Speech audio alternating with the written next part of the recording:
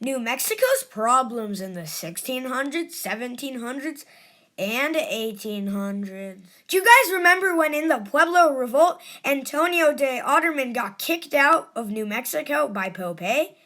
Yeah, he went scrambling back to El Paso, only stopping to get donuts once. But then, just a year later in 1681, Antonio de Otterman tried to come back, but he found a lot of abandoned pueblos, but he scored 385 friendly Indians to take back with him to El Paso, and he got some pretty good burritos. From 1680 to 1692, everyone kind of just sat around El Paso, not doing very much, but then Vargas stepped forward. He would be the one to take back New Mexico for Spain. Spain had a plethora of reasons for why they wanted to retake New Mexico. One was that they would have a buffer zone from the mean people, so they couldn't reach cities south of New Mexico, like El Paso or Mexico City. The Spanish also wanted all the Indians to revert back to Catholicism, since Pope had converted them back to their native religion. Also, the Spanish's pride had been really badly hurt from when Pope had destroyed them in the Pueblo Revolt, and all the other major European powers were laughing at them. And France was getting a little too close to Spain in their North American territories, and Spain wanted to show a little bit of aggression. Don Diego de Vargas was the perfect candidate to recolonize New Mexico for the Spaniards, because he was a man of honor and courage. He served in the Spanish military, and he was in one of Spain's leading families.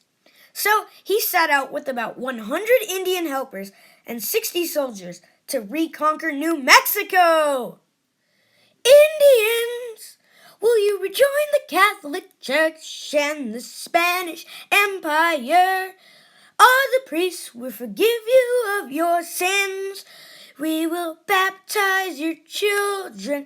There will be no blood. Please join us, Indians. It'll be lots of fun. Or we will kill you all. Vargas had been traveling throughout New Mexico for days, and he found abandoned village after abandoned village until he got to Santa Fe, where he found a group of Pueblo Indians. He jumped onto the table and he sang his little song, but the Pueblo Indians opted for the kill you all option, so Vargas rolled out his cannon, but then they surrendered.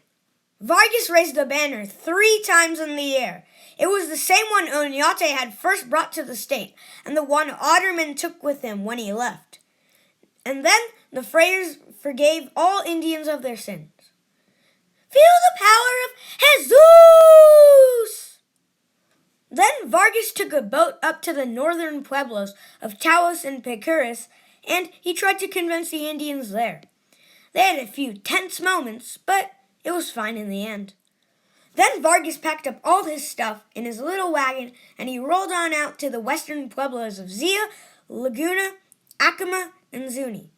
He sat in his motel of sadness thinking, what am I going to do?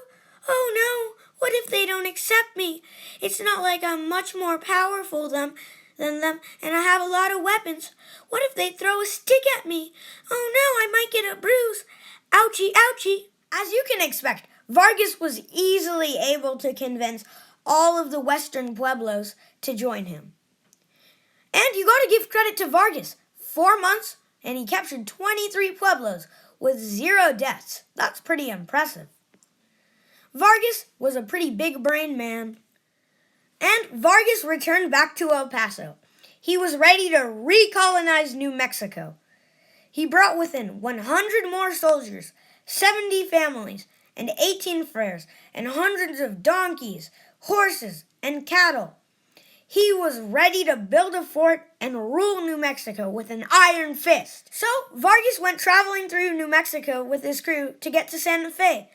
Vargas rode ahead, but he found the Pueblo Indians very unfriendly, and the rest of his group had to cross the journey of the dead man. But they survived, so it was fine. And when he got there, everyone went crazy. But when the apostates left, everyone else felt the power of Jesus. Well, that was everyone except for these guys. And those guys were the Jicarilla Apaches. And They were a nomadic Indian group that would not give in to Spanish rule.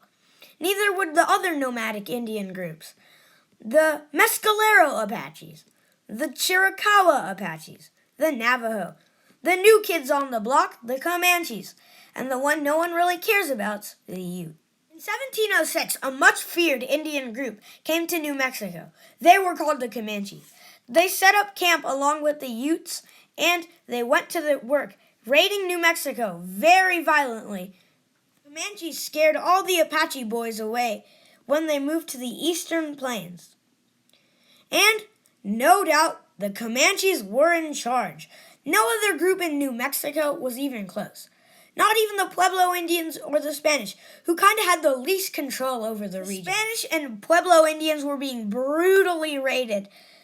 The Comanches, Utes, Apaches, and Navajos took horses, sheep, livestock, and other food. They destroyed property, and in 1760s, the Comanches raided Taos and kidnapped 50 Spanish women and children. And this wasn't the only example of them taking real people. The Spanish and Pueblo Indians decided enough was enough, and they teamed up together. The Comanches would be hard to defeat because they mostly used hit-and-run tactics and never really fought any major battles.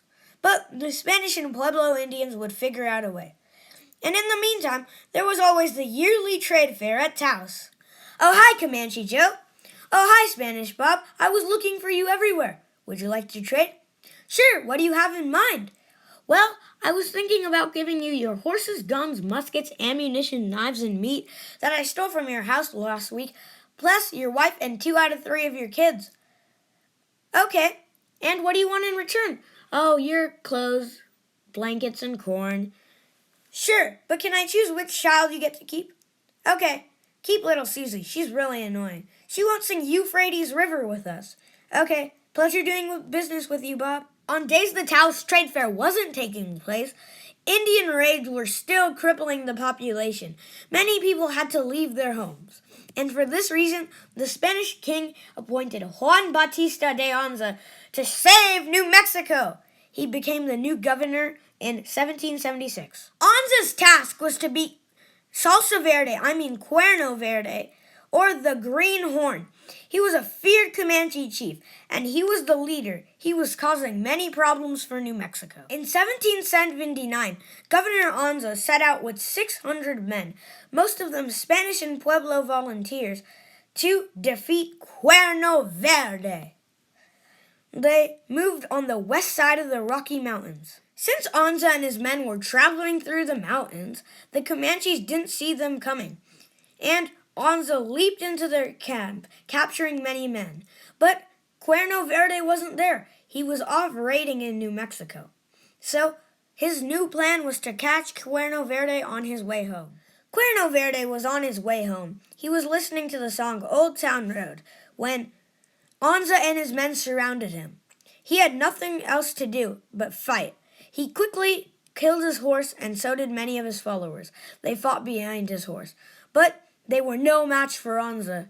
He was able to get one lucky shot on Cuerno Verde, and he crumpled to the ground, dead. It took a while, but finally on February 1786, the Comanches came to a peace agreement with the Spanish.